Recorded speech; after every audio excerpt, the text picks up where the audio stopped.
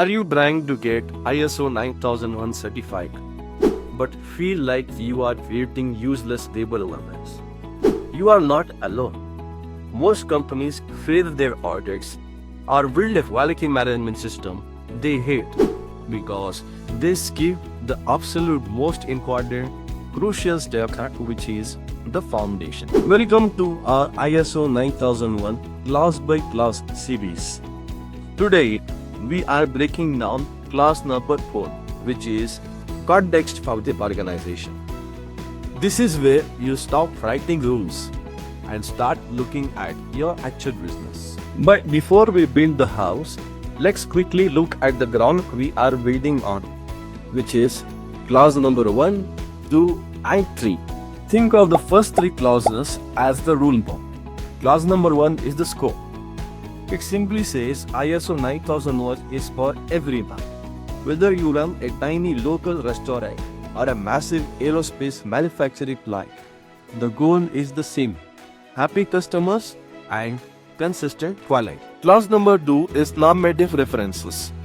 Think of this as a dictionary pointing you to ISO 9001 for the fundamental concepts. Clause number 3 is terms and definitions. This is the vocabulary you will need to survive an audit. You will understand the meaning of words like risks, process, and non-conformity here. Got it? Good. Now let's get into the heavy reader, which is clause number 4. Clause 4 is called the context of the organization. Listen closely. Before you write a single standard operating procedure, ISO wants you to take a step back and look at the real world. You cannot build a quality system in a bubble. Clause 4 reminds you figure out exactly who you are, what challenges you face, who cares about your business, and where your system starts and stops. It is the ultimate learning stage. First, ISO 9001 asks you to identify the issues that can make or break your business. We break this down into 2 buckets, which is external and internal. External issues are things happening outside your walls. Are new government regulations passing? Is a new competitor slashing prices? Is AI changing how your software company works? You have to monitor these. Internal issues are inside your walls. Do your employee actually have the right training? Is your company culture toxic or collaborative? Is your machinery outdated? You need to know your battlefield before you go to war. Finding these issues early helps you spot massive risks and hidden opportunities.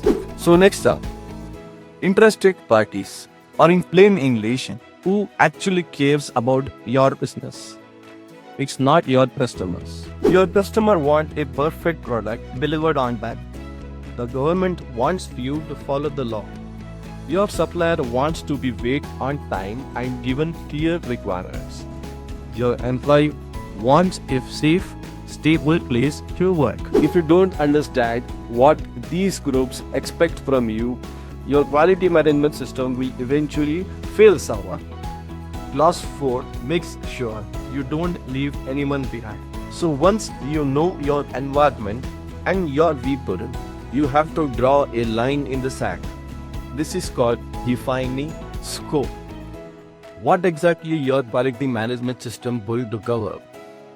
Is it your entire global enterprise, just the manufacturing plant in your designated location, or just the logistic department? You have to write this down here too. A Mr. Clear scope stops auditors' confusion, prevents slow creep, and keeps your day centrally focused on what matters.